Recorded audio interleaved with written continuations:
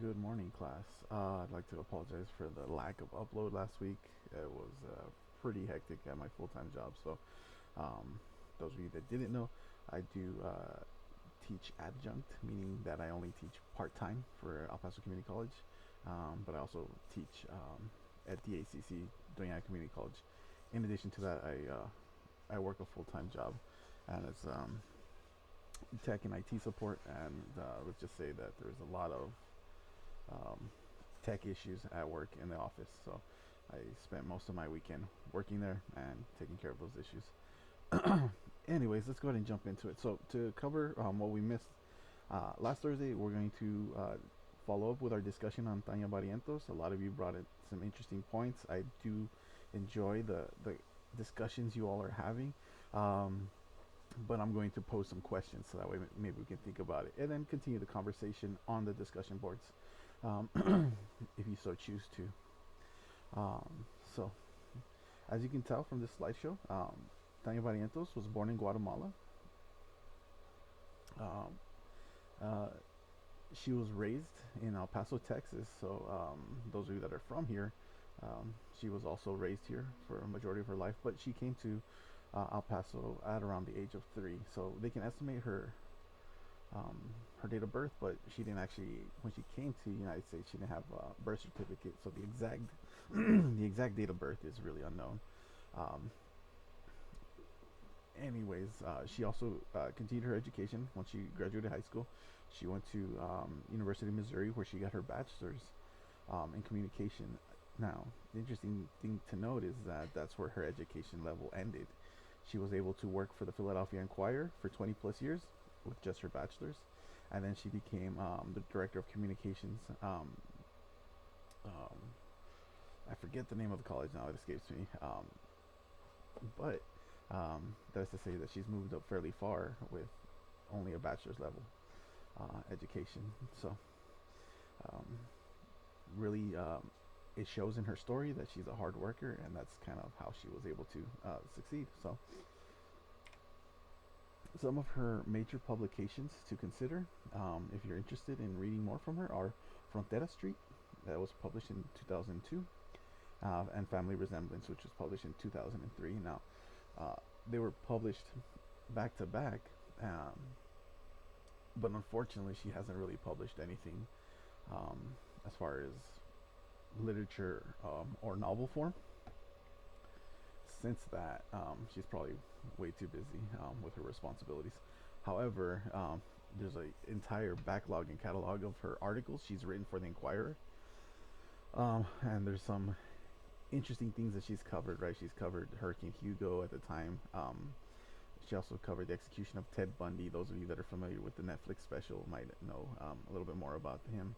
And she also covered an article was called "The Wrath of Ted Kaczynski, the Unabomber." And so, a lot of things that were socially relevant at the time. Maybe since you all are fairly young, you're not as familiar unless you've done a little bit of research or, as I said, seen some Netflix specials based on it.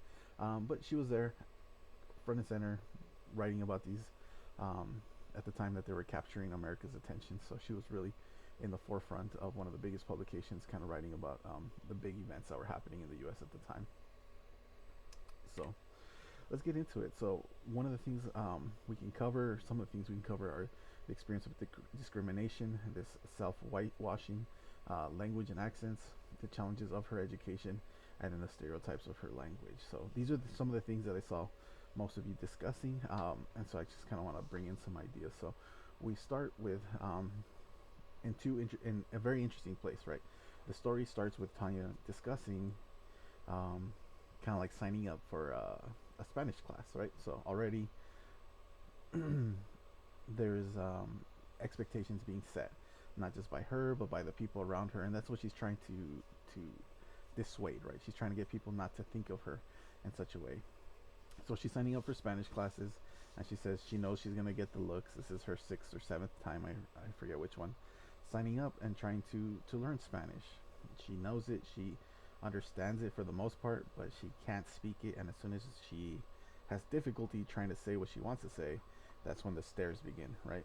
And even in the Spanish class, people are staring at her like, "Why are you here? Don't you know Spanish?" And that's what she's trying to dissuade. She says, "Pretend I was a peak-cheeked, blue-eyed girl named Shannon," right? Um, so there are some, maybe a little bit of reverse stereotyping in this case, because um, unfortunately, though, the reason she feels she has to do this is because the expectation on her to speak Spanish has always been placed on her, right? People expect that if you're brown skinned and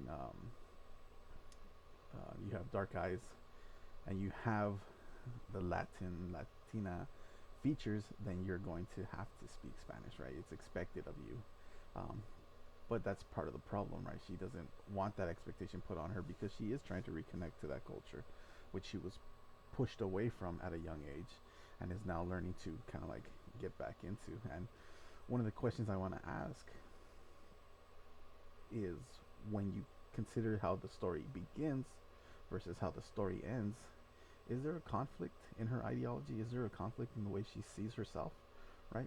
She starts off by saying, "Pretend I'm a blonde-haired, blue-eyed, like white-skinned person, so that way you don't have these expectations of being Latina put on me."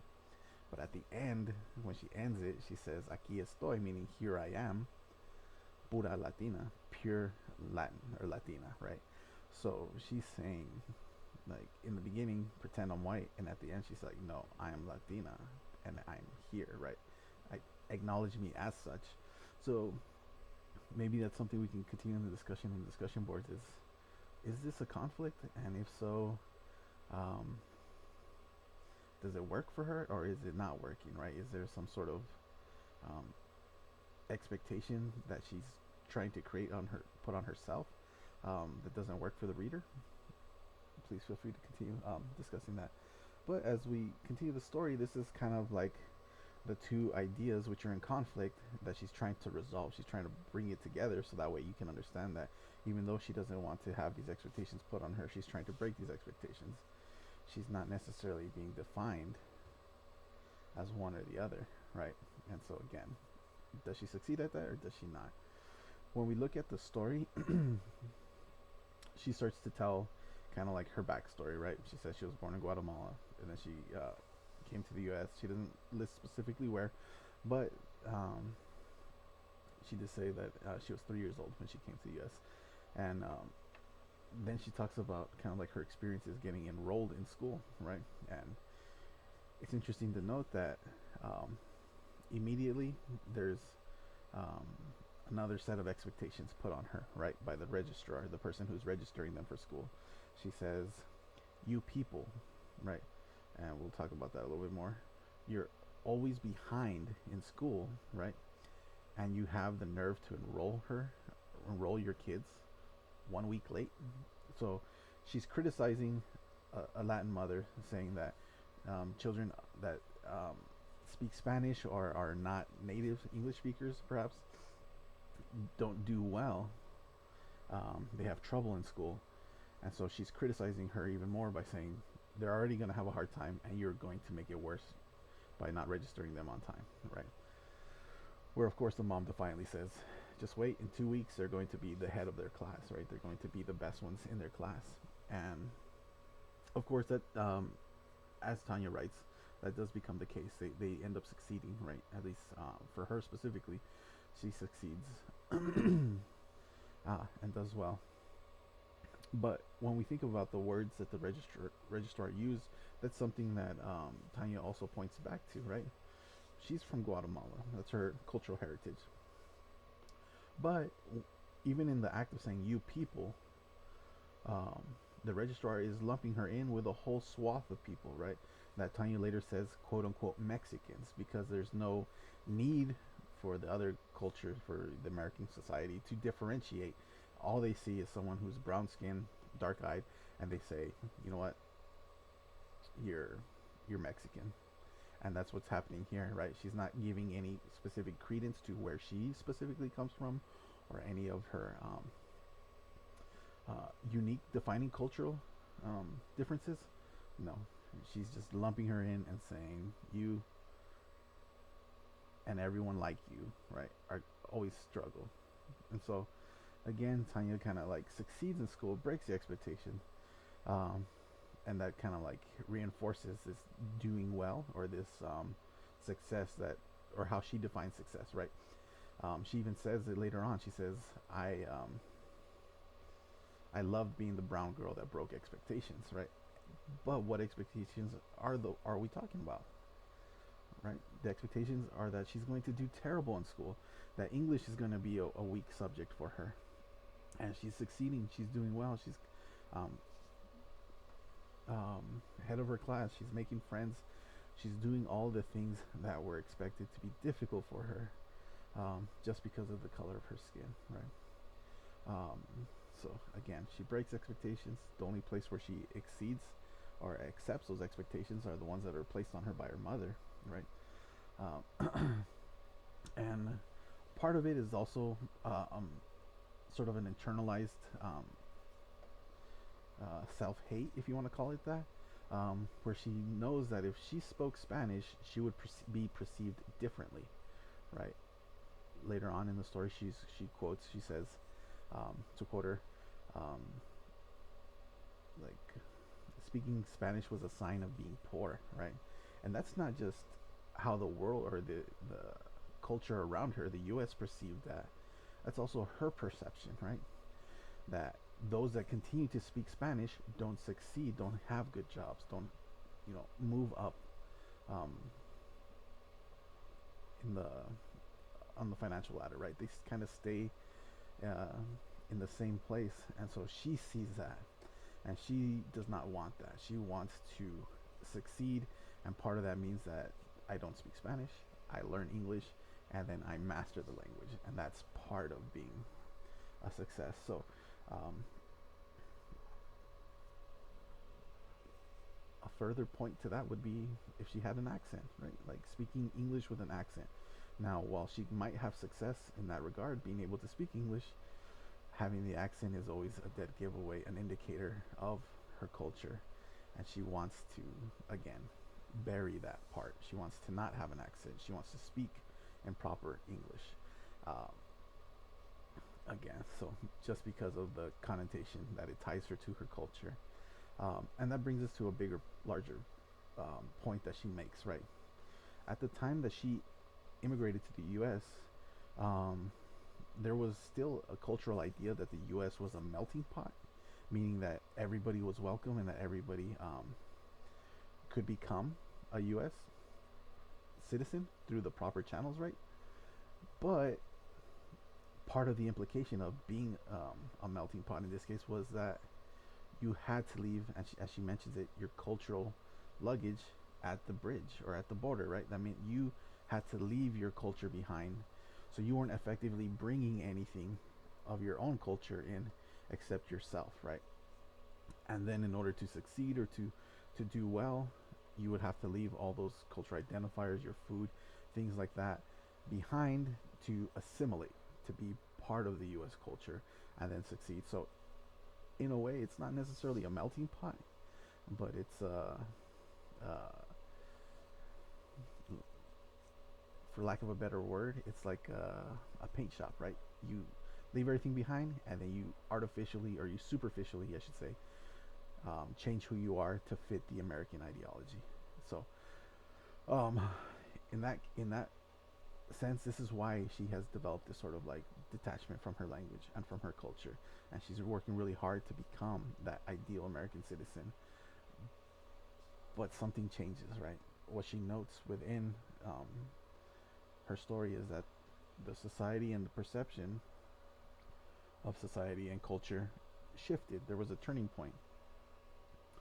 She says people who used to refer to them as hyphen uh, people, right? Meaning, she says, quote unquote, Afro American or um, Mexican American. These people were considered radicals, right? Because this idea of equality was one that may have seemed offensive. People said, you're either American or you're not, right? And so they were kind of putting this limiting factor.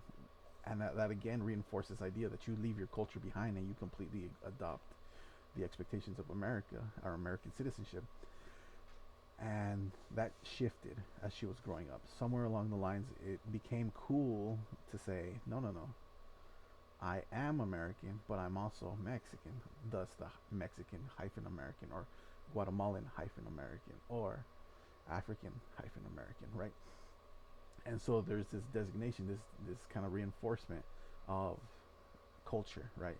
And so people don't want to leave their culture behind. They want to then make it part of American society, right? They want to bring their food. They want to make it acceptable, so that way, if like growing up, if you ate a burrito for lunch, then people were gonna stare at you. They're gonna be like, "Oh my God, this dude is so Mexican," right?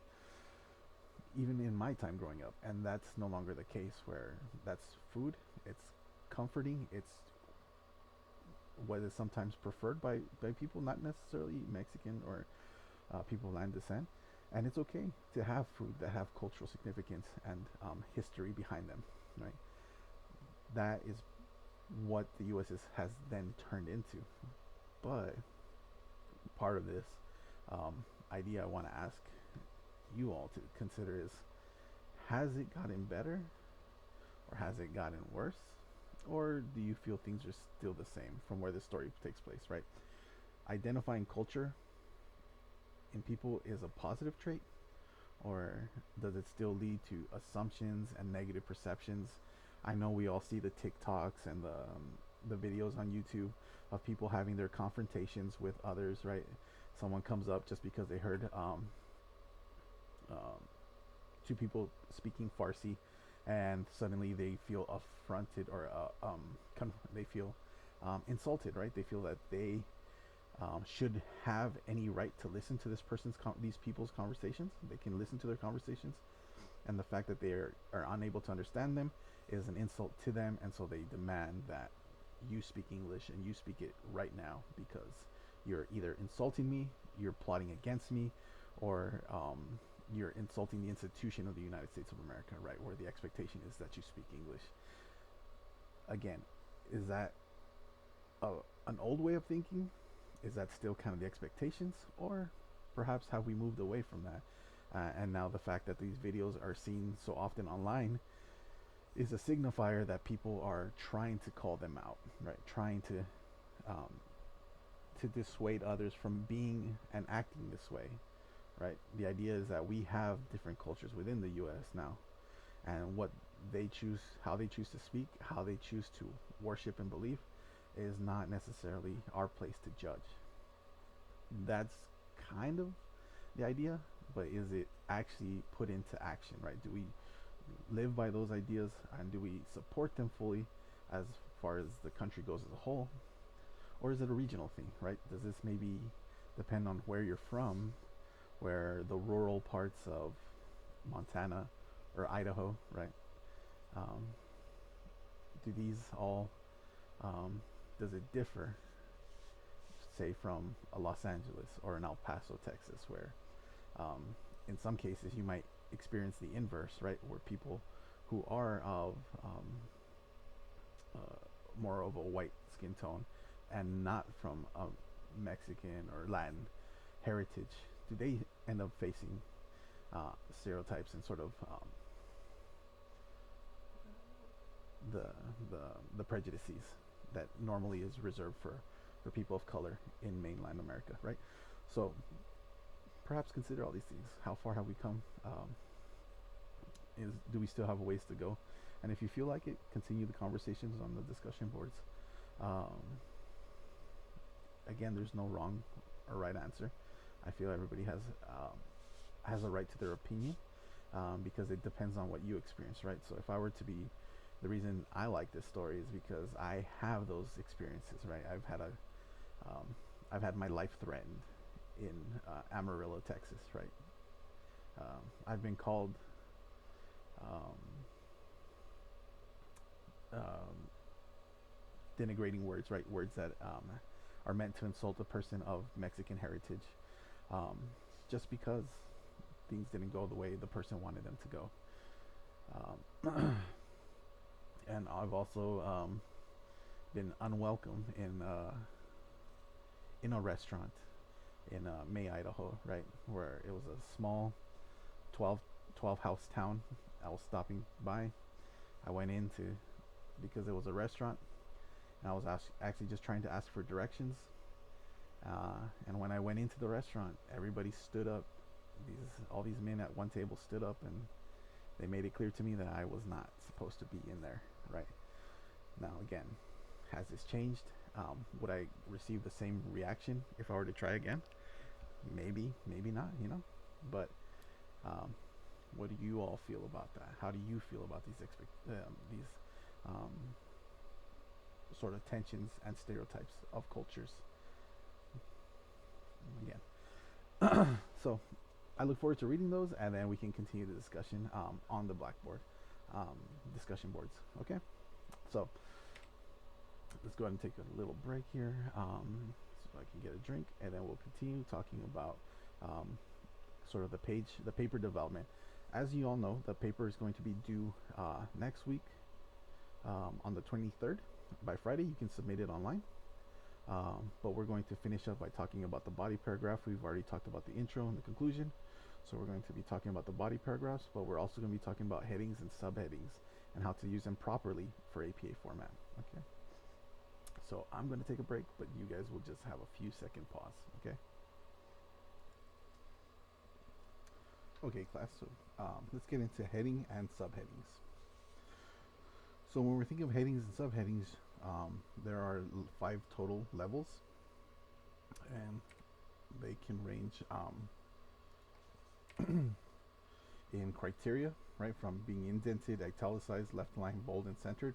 Each one is going to use different criteria to help designate or help you identify what level of heading it is, right? So let's go to take a look at it in the physical sense. So you will only ever have one level 1 heading for your essay. The reason for that is it's reserved specifically for your title. So we'll have our cover page, and then the very first line of our body essay, our essay, I should say, is going to be your title again, centered and bold. Right? Ignore the highlightings. This is just to help you differentiate the different levels and their style specifically. But none of these are going to be highlighted in the essay itself. And so that is why you only have one level 1 heading. It's reserved specifically for the title of the essay and at the very beginning of the essay as a whole. So other than that, you will have several level 2 headings, and you'll see that they are the ones highlighted in green here. And so the thing that separates a level 2 heading, it is going to be left aligned, meaning it's flush against the margin. So if we look at where the gray line is at the ruler, and you'll see where this hourglass and rectangle are, this is your indentation level. So rather than being indented, your level 2 headings are going to be left aligned. They're also going to be bold, and they're going to be reserved for the section headings, meaning your introduction, your body paragraphs, and your conclusion. Those are the different sections of this essay, right? So for those, you want to make sure that you use them in those areas specifically.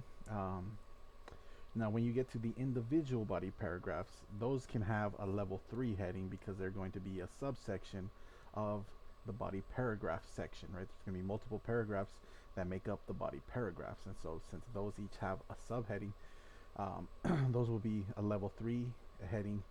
An example of that I have here says level 3 heading body paragraph 1.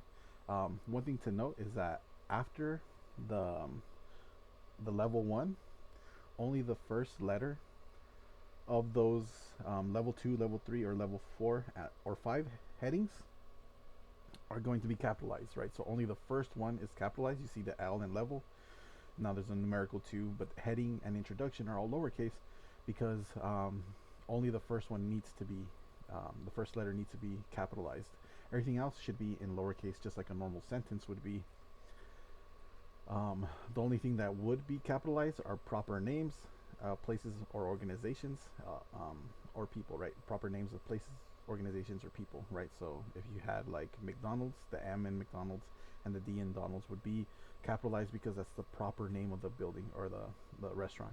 Or if you were to mention Walmart, Walgreens, any of those, they're proper names. That's the name of those places. So they would be capitalized properly.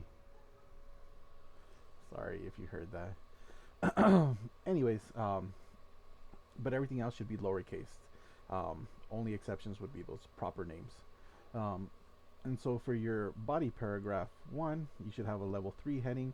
And the thing that differentiates that one is it's left line, it's bold, it, it's going to be the subsection of that body paragraph, and then it's going to be italicized in addition to those things. So it looks just like the level 2 heading, but it's going to be italicized. And so that's going to differentiate between the level 2 and level 3. That's as far as you need to go in your essay, but I've included level 4 and level 5 just for your edification, so that you are aware that there are more, and this is what you would need to be done for them. For level 4, it's indented, it's bold, it's a subparagraph to, for example, a body paragraph that has several parts, could be broken down into a subparagraph. And that would be indented, bold. So you can see that's here at the half-inch margin, like it's supposed to be, and it follows the sort of the same style as the level 2, and that's going to be the theme, right? The level 5 is going to follow the same form as the level 3, so it's level 2 and level 3 repeated. The only difference is it's indented. It's you hit the tab button, or you push it over a half-inch from the left margin, and that's going to differentiate it. And you would use a level 5 heading if your sub-paragraph had even more sub-points or specific examples, right? So if you're talking about an event in your life and you want to focus on 2 different people's aspects of it, then perhaps for that first body paragraph, then you can go ahead and create a sub-paragraph for it. And then if that sub-paragraph had a person's opinion from one day to the next change, and you want to focus on that sort of dynamic change, then you can create a sub-paragraph that's focusing on that one person's perspective within the body paragraph about that person in general, related to your personal narrative about them. I am not expecting you to go into such detail, because essays that have level 4, level 5 headings tend to be 15 plus pages. This should be, as I mentioned, a minimum of a full page, but if you're doing all these parts, then we're probably looking realistically at 2 pages of essay plus a title page, so 3 total. And for that, then the introduction, the level 1, level 2, and level 3 headings are really all you're going to need. Okay, so let's go ahead and take a look at the body paragraph next, but we can take a look at these headings in their intended use. So I have also completed a sample rough draft that I will upload so that you can refer to. So of course the heading has your running head followed by the title, page number right align. The title is bold, centered, and then it's spaced with an additional space between the author and the title. But then of course it's going to be the author's name, also the student's name, right? So you are the author, so go ahead and put your name here. The Department of Communication, El Paso Community College, English 1301 follows that with composition 1.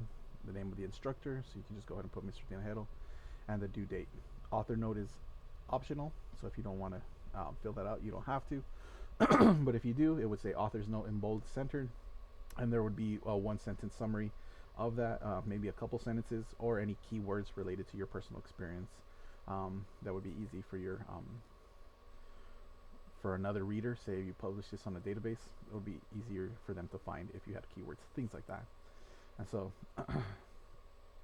here I went ahead and missed the title, so let's go ahead and put that title together. So again, in the center, your level 1 heading is going to say, let's go ahead and bold it.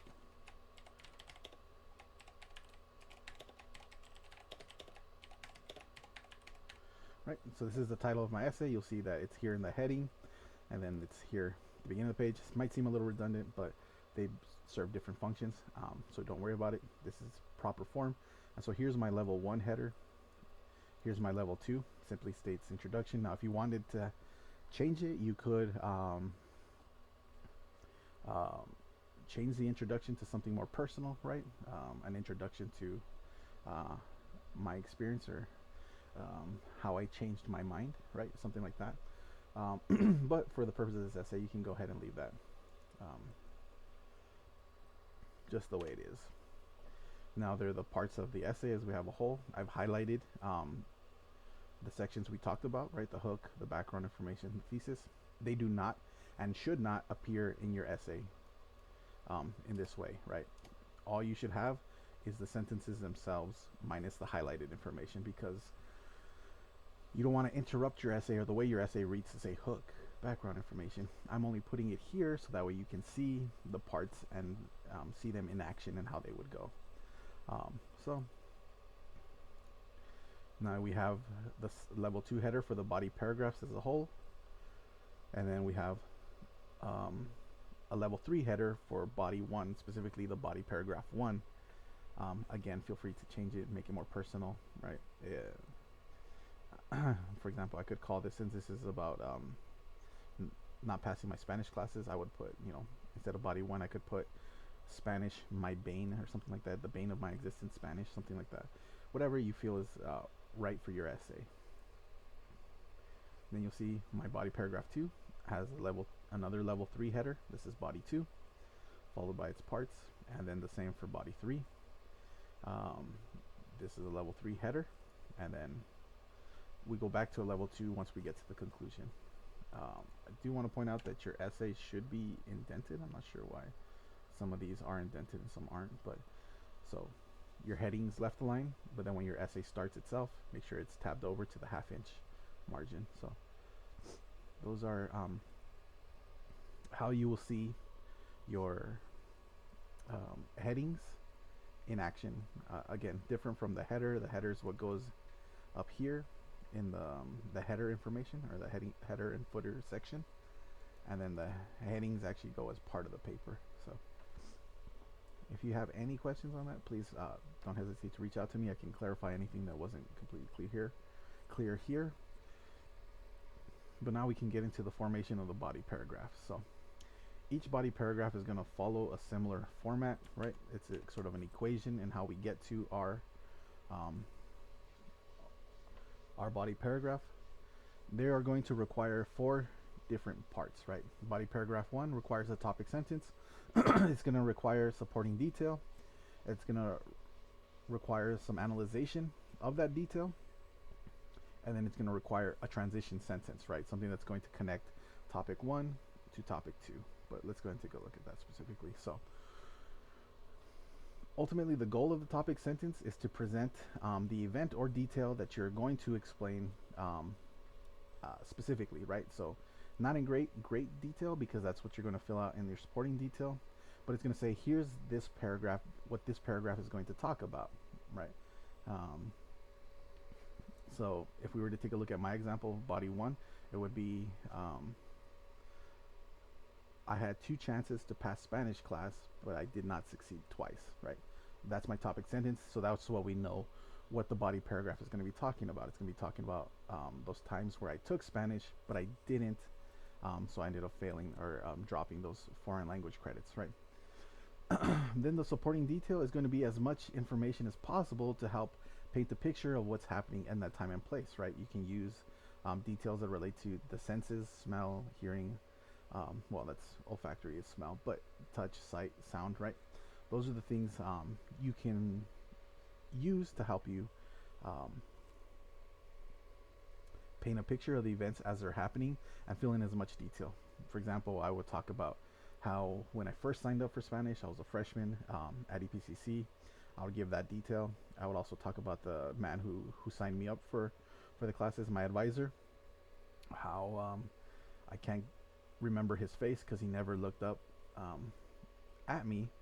He just grabbed my paperwork, checked what classes I would be taking, handed it back to me, and without even looking up to me, said, "Have a nice day," as if he meant it, right? And so these are details I would put in to paint the event. And then I would talk about how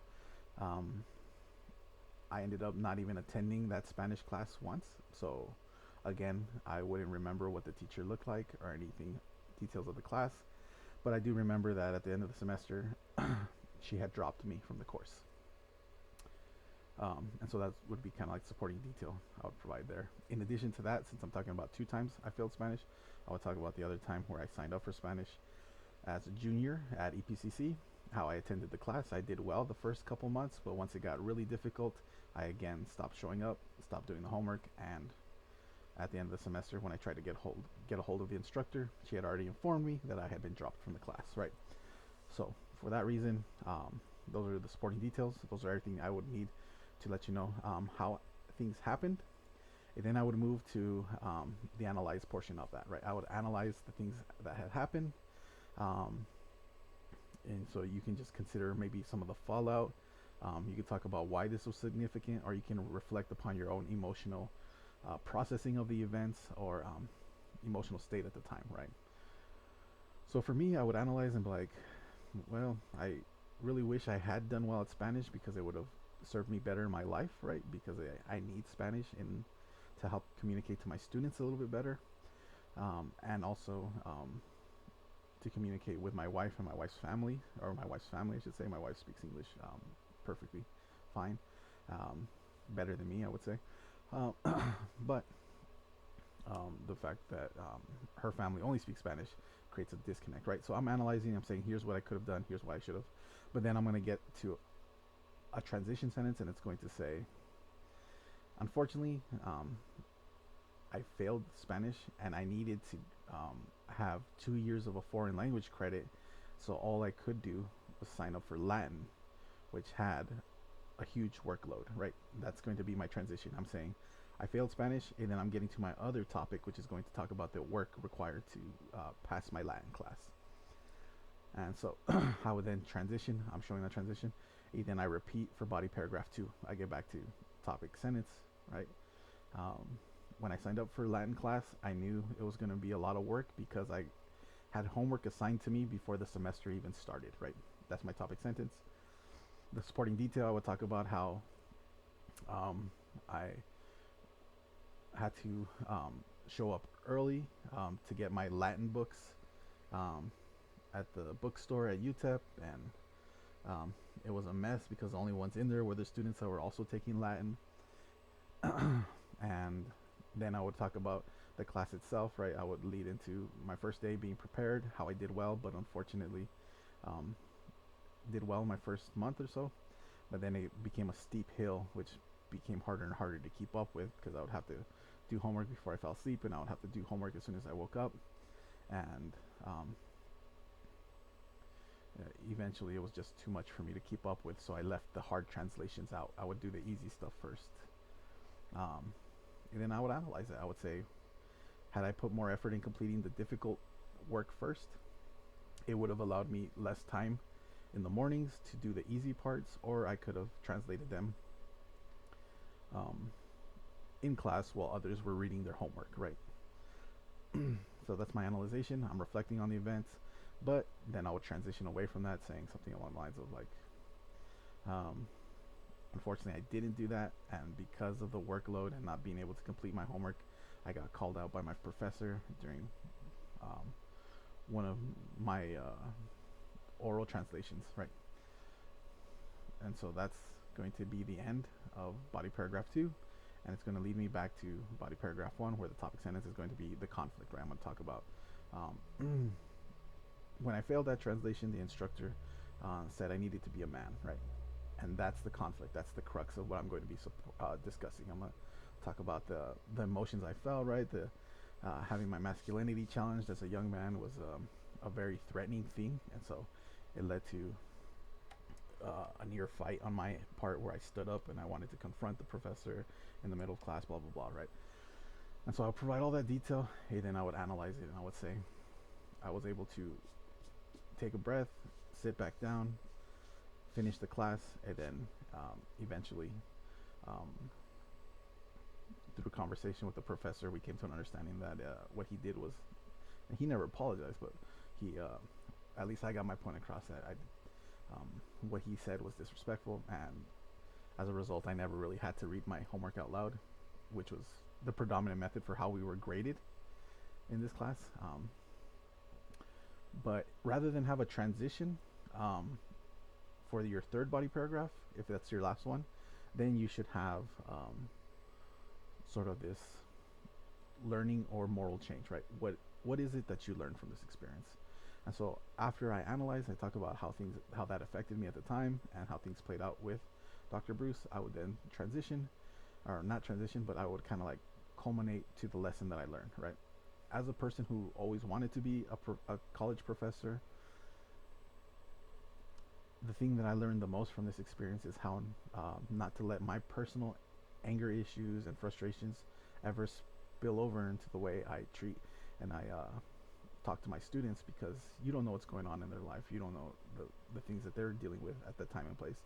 And so I tend to be more cautious in my approach, more considerate, and I think that helps me maintain a better relationship with everybody, not just students, but my family members and things like that, right?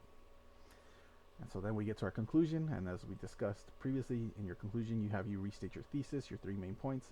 You summarize those events again in brief, and then you lead to that significance. What idea or thoughts can be pulled from that experience?